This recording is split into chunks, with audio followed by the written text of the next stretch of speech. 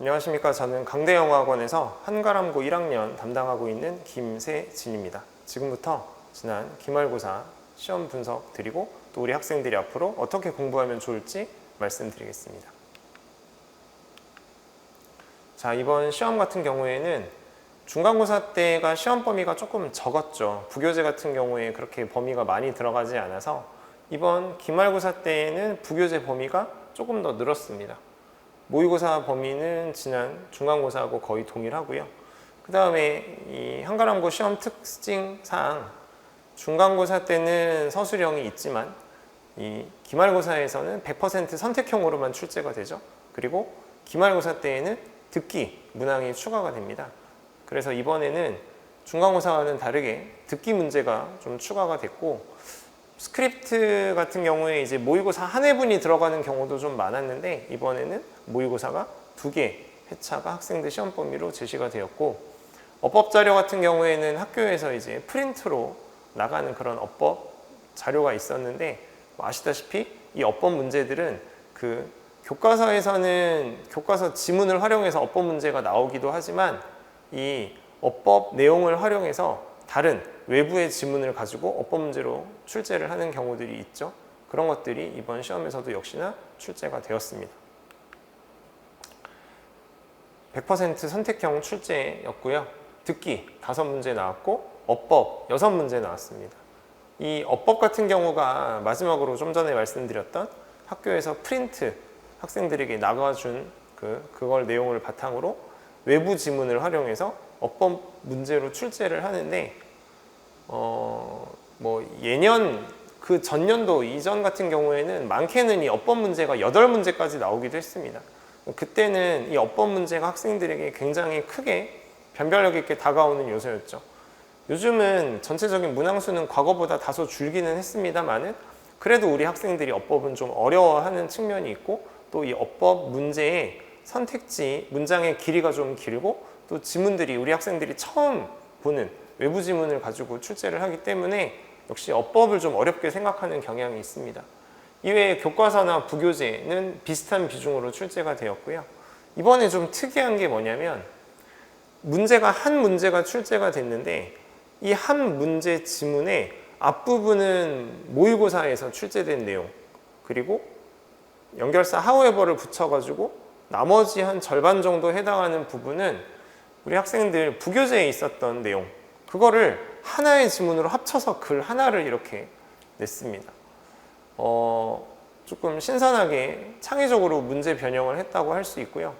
그래서 우리 학생들이 변형이 되기는 했지만 그래도 이거 다 어디선가 봤던 지문인데, 근데 여기서 대의 찾기 주제 제목으로 나왔는데 여기서 우리 학생들이 내가 봤던 서로 다른 두 지문이 한 지문으로 나왔네? 이러다 보니까 정답을 좀 잘못 고르는 경우들이 제법 많았던 좀 특이한 문제도 하나 있었습니다. 그게 이렇게 이제 모의고사와 부교재를 합쳐서 한 문제, 이렇게 제가 지금 말씀을 드립니다. 뒤에 가서 또 언급을 하게 될 거고요. 교과서 같은 경우에는 이 예전 연도들을 이렇게 보면 그때보다는 교과서 비중이 조금 더 늘어나 보이는 측면은 있습니다. 크게 많이 늘진 않았지만 한 두어 문제? 한두 문제 이 정도로 교과서 문제가 좀 늘고, 그러다 보니까 조금 더 다양하게 문제가 출제되는 경향은 있고요. 교과서에서 어법은 안 내는 적도 많았는데 올해 들어서는 그냥 꾸준히 교과서에서도 어법 문제를 출제를 하고 있습니다.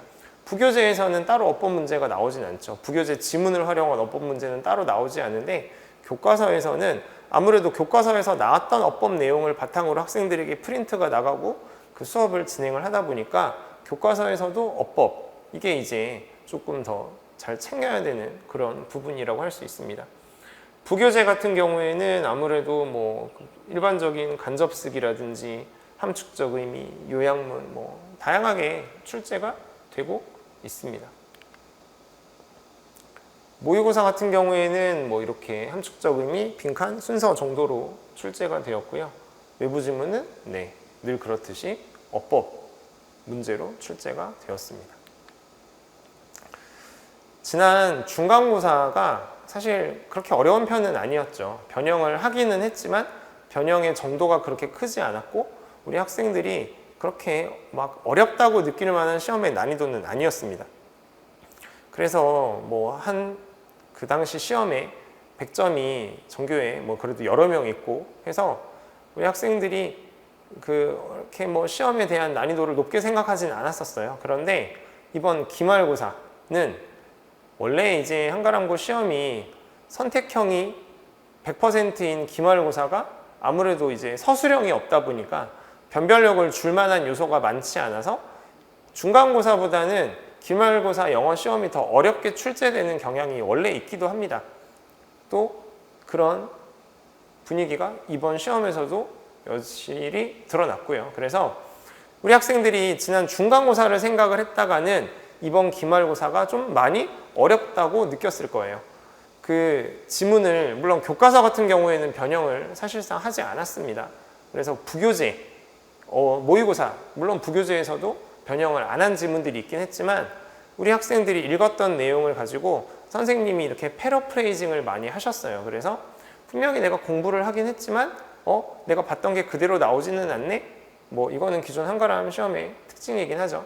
네, 그 패러프레이징을 한 수준이 지난 중간고사보다는 좀 더 어렵게, 좀 더 높게 이렇게 변형이 되다 보니까 우리 학생들이 좀 어렵게 받아들였을 만한 시험이다. 그 다음에 선택지를 구성을 할 때도 그러니까 오지선다형이니까 1, 2, 3, 4, 5 선택지를 구성할 때도 선택지에 들어가는 단어의 난이도라든지 그 다음에 선택지의 어떤 길이라든지 이런 것들이 전반적으로 올라가고 양도 늘어났습니다. 그러다 보니까 또 문제를 읽고 답을 찾는데 오랜 시간을 들일 수밖에 없고요.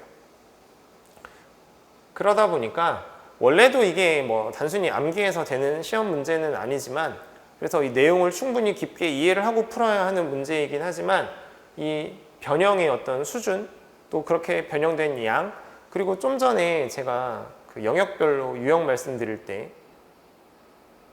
비율 말씀드릴 때 그 모의고사 지문하고 부교재 지문하고 섞어서 하나의 문제로 이렇게 낸 것도 있었다고 했잖아요. 이런 좀 참신한 시도 이런 것들이 여러 가지가 어우러져서 학생들이 어렵게 느낀 시험은 분명히 맞고요. 뭐 들어보니까 반마다 조금 다르게 하겠지만 90점대 학생이 없는 반들도 있다고 하고요.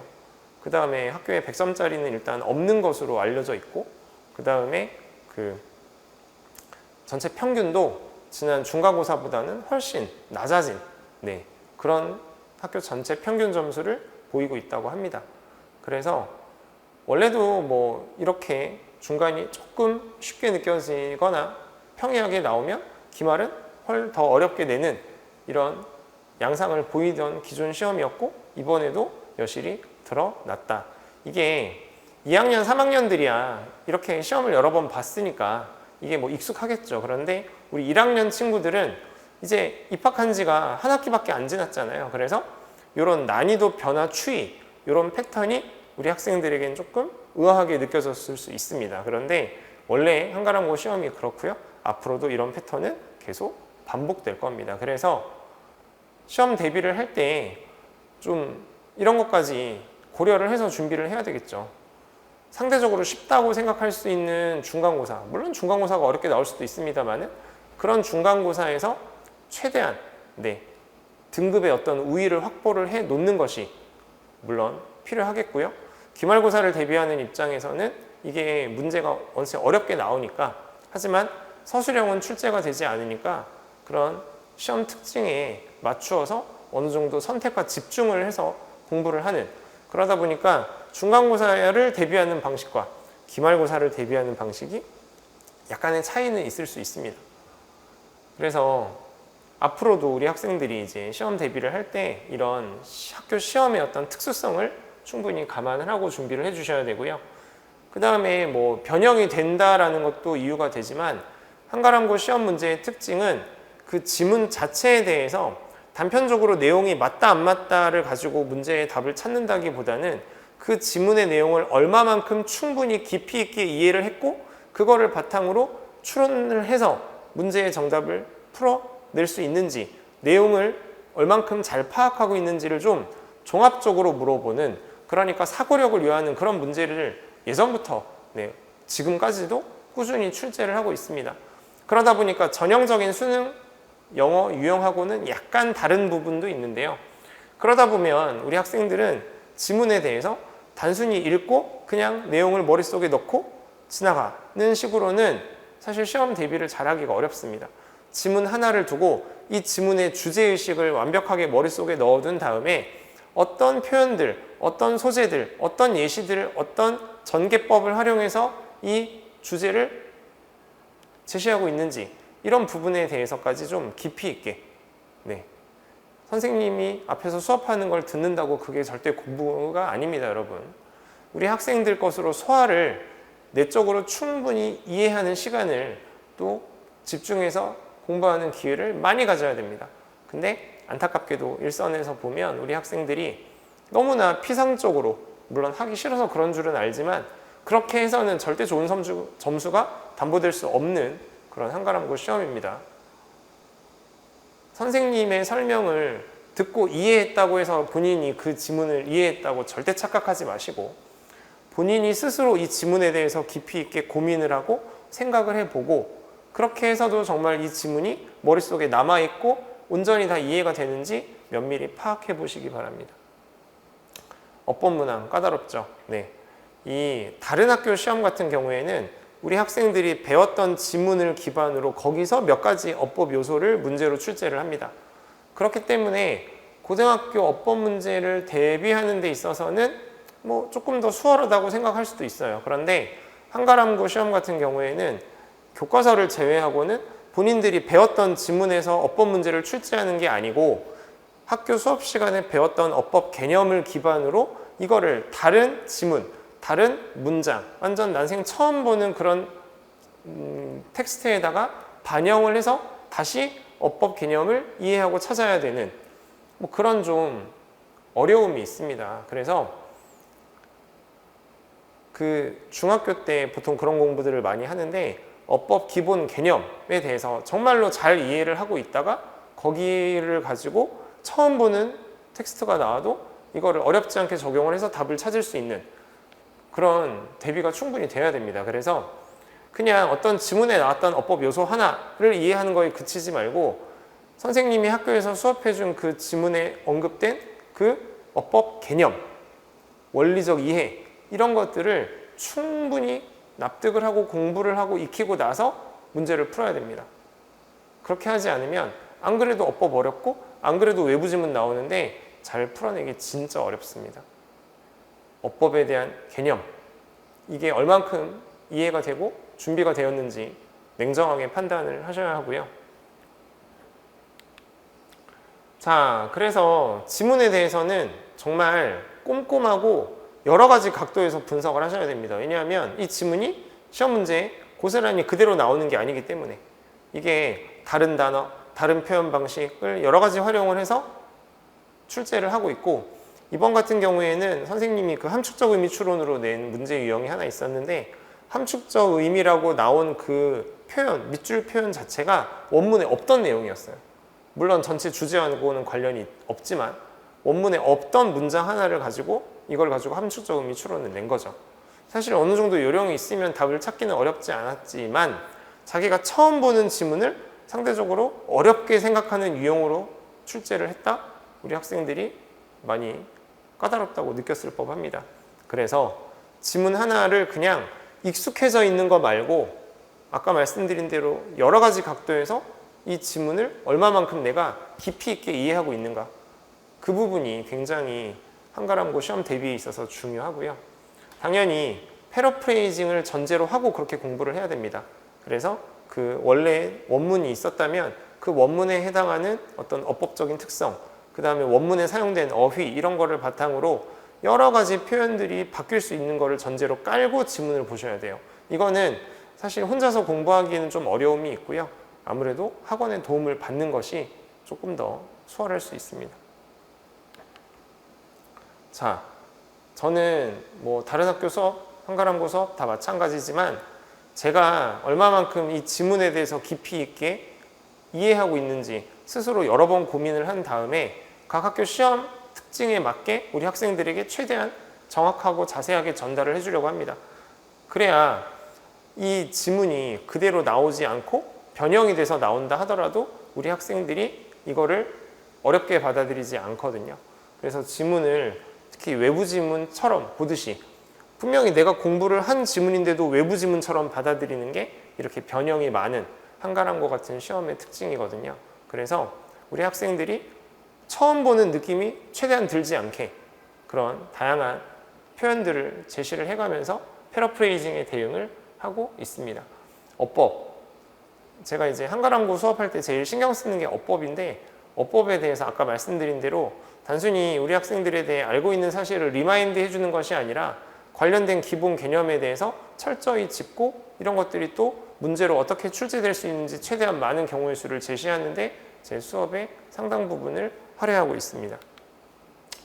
지문 분석. 네, 이거는 앞서 이야기를 좀 드린 건데 외부 지문으로 그러니까 외부 지문인 것처럼 느껴질 정도로 변형의 폭이 크잖아요. 그러면 이 지문에 대해서 단순히 뭐 어휘, 어법에 대한 변형뿐만이 아니라 이 지문이 언급하고 있는 배경식 이런 것들도 사실은 상당히 중요합니다. 그런 것까지 충분히 이해를 했을 때 우리 학생들이 더 문제를 잘 풀어낼 수 있기 때문이죠. 그래서 그런 것들 최대한 분석을 해서 학생들에게 제시를 하고 있습니다.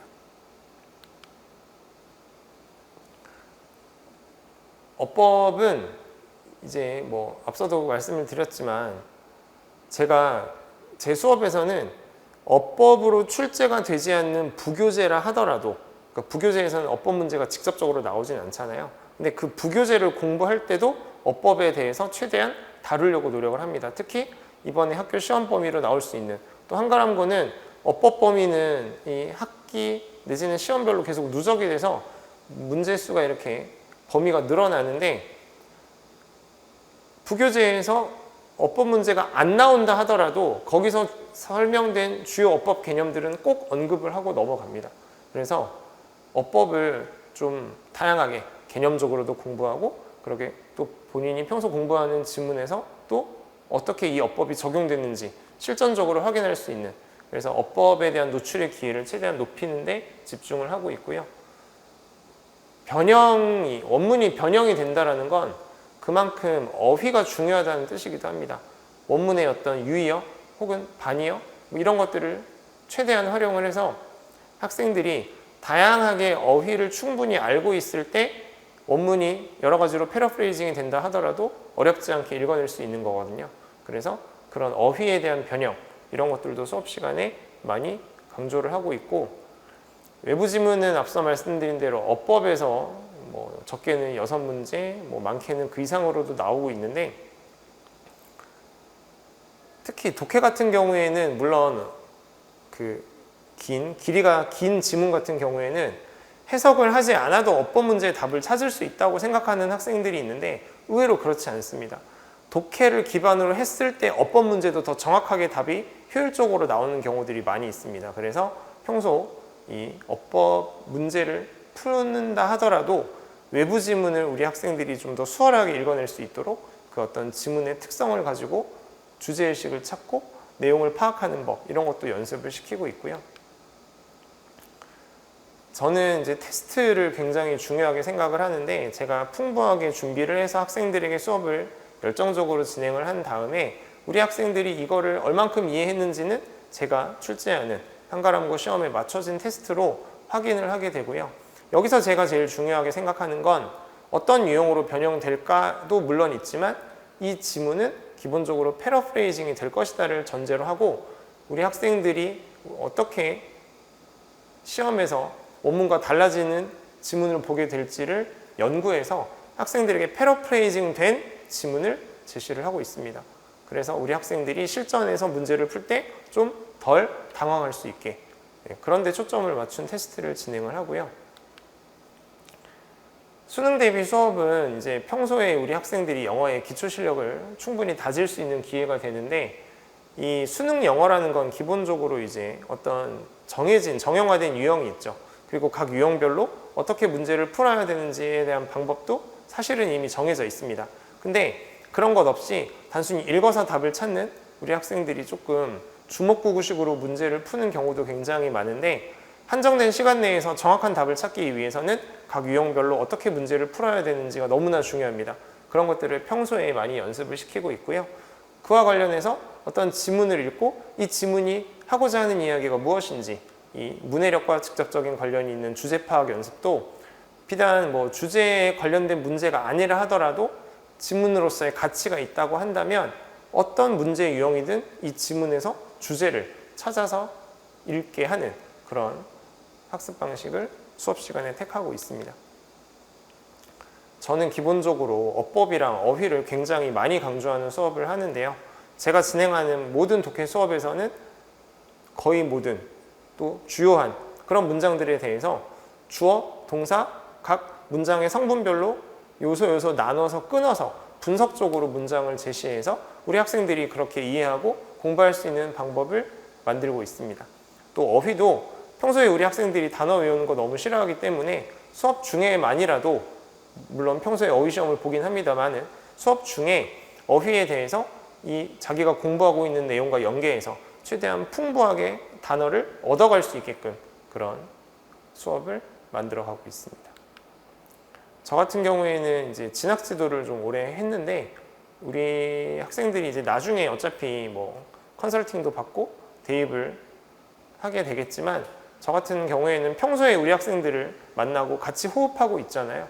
그래서 그 학생들이 어떤 특징을 가지고 있는지 잘 알고 또 이런 이해가 이 학생들의 어떤 진학 지도에 사실은 굉장히 많은 도움이 됩니다. 그래서 단순히 영어만 가르치는 것이 아니라 우리 학생들이 앞으로 대학을 가는데 어떤 지점들을 고민해야 할지 학생별, 맞춤별로 이야기를 함께하는 그런 시간들을 갖고 있습니다. 여기까지 한가람고 1학년 기말고사 시험 분석을 마치겠습니다. 고맙습니다.